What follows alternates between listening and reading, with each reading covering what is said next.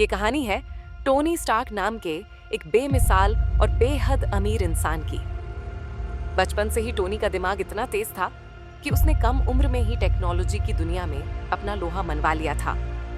उनके पिता Howard Stark भी एक वैज्ञानिक थे और अमेरिकी सरकार के लिए हथियार बनाते थे। जब टोनी सिर्फ 21 साल के थे, एक दुखद दुर्घटना में उनके माता पिता की मौत हो गई। इसके बाद टोनी ने अपने पिता के दोस्त ओबदिया स्टेन के साथ मिलकर अपनी कंपनी संभाली। टोनी स्टार्क इंडस्ट्रीज के मालिक थे और ओबदिया कंपनी के मैनेजर। टोनी ने अपनी कंपनी को नई ऊंचाइयों पर पहुंचाया और देश के लिए एक से बढ़कर एक हथियार बनाए। लेकिन दोस्तों, टोनी थोड़े गैर जिम्मेदार और लापरवाह थे, जो ओबदिया को अंदर ही अंदर खटकता था। ओबदिया को लगता था कि टोनी तो बस अपनी पार्टियों और मौज मस्ती में डूबा रहता है। एक बार टोनी अफगानिस्तान में अपनी नई जेरिको मिसाइल का डेमो देने गए थे। वापस लौटते समय अचानक उन पर आतंकवादियों का हमला हो गया। इस हमले में उनकी अपनी कंपनी का एक बम फटा और उसके टुकड़े टोनी के सीने में जा घुसे। जब टोनी को होश आया तो उन्होंने खुद को एक अजीब सी गुफा में पाया। उनकी छाती में एक मशीन लगी हुई थी। उनके साथ यिनसेन नाम का एक शख्स भी था, जिसने बताया कि उसने टोनी के सीने से बम के टुकड़े निकालने की बहुत कोशिश की, लेकिन वे दिल के बहुत करीब थे। इसीलिए यिनसेन ने उनकी छाती में एक इलेक्ट्रोमैग्नेट लगा दिया था ताकि वे टुकड़े दिल की तरफ न बढ़ें। ये इलेक्ट्रोमैग्नेट एक कार की बैटरी से चल रहा था। यिनसेन ने टोनी को बताया कि वे दोनों आतंकवादियों की कैद में हैं और यहाँ से भागना नामुमकिन है। आतंकवादी टोनी से अपनी नई जेरिको मिसाइल बनाने की मांग करते हैं और बदले में उसे आजाद करने का वादा करते हैं। लेकिन टोनी जानता था कि यह सिर्फ एक धोखा है और अंत में वे उसे मार ही डालेंगे। इसीलिए उन्होंने मिसाइल बनाने का बहाना करके वहां से निकलने की योजना बनानी शुरू कर दी। टोनी ने देखा कि उन आतंकवादियों के पास स्टार्क इंडस्ट्रीज के सारे हथियार मौजूद थे, जो उन्हें बिना बताए बेचे गए थे। टोनी ने उन्हीं हथियारों का इस्तेमाल करके एक आर्क रिएक्टर बनाया। आर्क रिएक्टर एक ऐसा उपकरण है जिससे बिजली पैदा होती है। इसके आविष्कारक टोनी के पिता थे, जिन्होंने अपनी फैक्ट्री को चलाने के लिए एक बड़ा आर्क रिएक्टर बनाया था।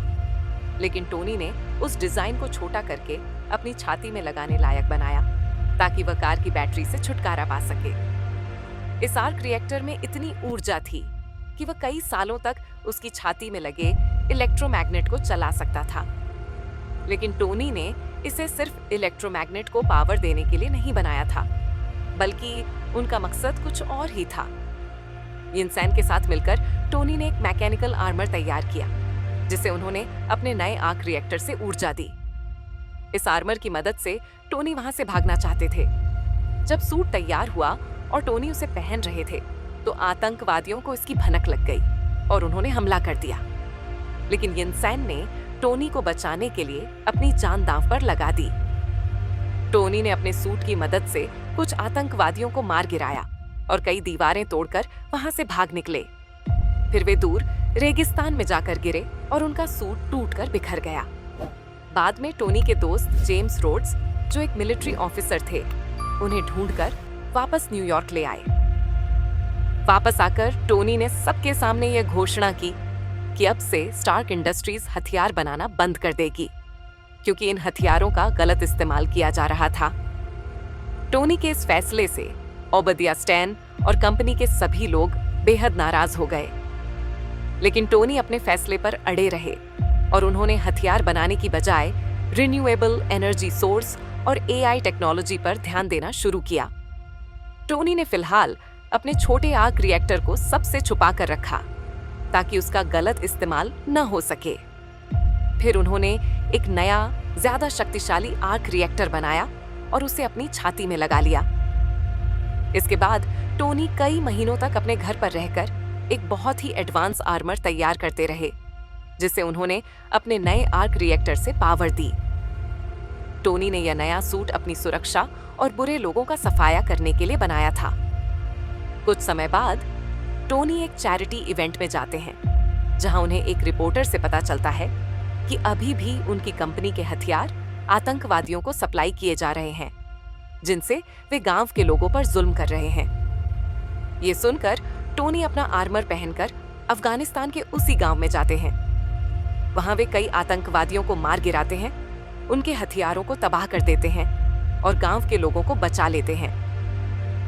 दूसरी तरफ ओबेदिया स्टेन उन लोगों से मिलता है जिन्होंने टोनी को किडनैप किया था। असल में ओबेदिया स्टेन ने ही इन आतंकवादियों से टोनी को मरवाने की कोशिश की थी, लेकिन इन लोगों ने ओबेदिया को धोखा दे दिया। इसीलिए अब वह इन सभी आतंकवादियों को मार देता है और यहीं से टोनी का पुराना आर्मर और उसका डिजाइन हासिल कर लेता है।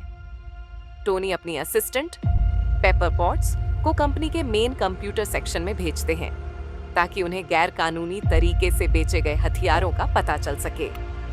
जब पेपर रिकॉर्ड चेक करती है तो उसे पता चलता है कि ओबेदिया स्टेन चोरी छुपे गलत लोगों को हथियार बेच रहा है और उसने टोनी को मरवाने की कोशिश की थी ताकि वह कंपनी का मालिक बन सके।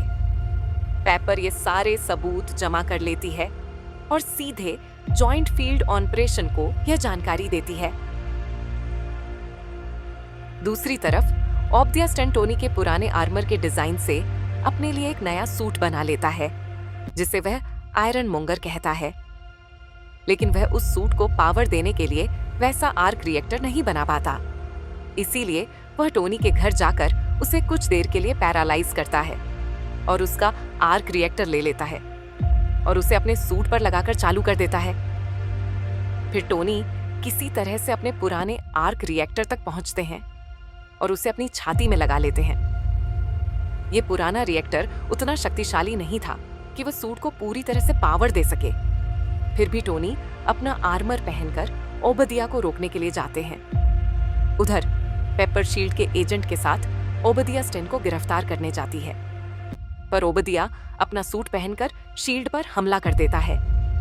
तभी टोनी वहां पहुंचते हैं। वे ओबेदिया को रोकने की कोशिश करते हैं, लेकिन उनके सूट में पुराना आर्क रिएक्टर लगा होने की वजह से वे ओबेदिया के आगे कमजोर पड़ जाते हैं। इसीलिए टोनी उसे अपनी कंपनी की छत पर ले जाते हैं जहां पर वह बड़ा आर्क रिएक्टर लगा हुआ था और वे पेपर की मदद से उस बड़े आर्क रिएक्टर को ओवरलोड कर देते हैं, जिसकी वजह से ओबेदिया स्टेन मारा जाता है। अगले दिन स्टार्क इंडस्ट्रीज में एक प्रेस कॉन्फ्रेंस होती है उस हादसे के बारे में जानने के लिए। शील्ड के लोग टोनी को मीडिया के सामने झूठ बोलने के लिए कहते हैं, पर टोनी सबके सामने डिक्लेयर कर लेते हैं कि वे खुद आयरन मैन हैं। फिल्म के खत्म होने के बाद जो पोस्ट क्रेडिट सीन आता है उसमें शील्ड के director Nick Fury Tony Stark के पास आते हैं। वे टोनी को बताते हैं कि वे दुनिया में अकेले सुपर हीरो नहीं हैं, बल्कि उनके जैसे और भी लोग हैं। निक फ्यूरी टोनी से अवेंजर्स इनिशिएटिव यानी सुपर हीरो की एक टीम बनाने की बात करते हैं। तो दोस्तों, ये थी आयरन मैन फिल्म की पूरी कहानी। कैसी लगी आपको ये यात्रा? कमेंट करके जरूर बताना।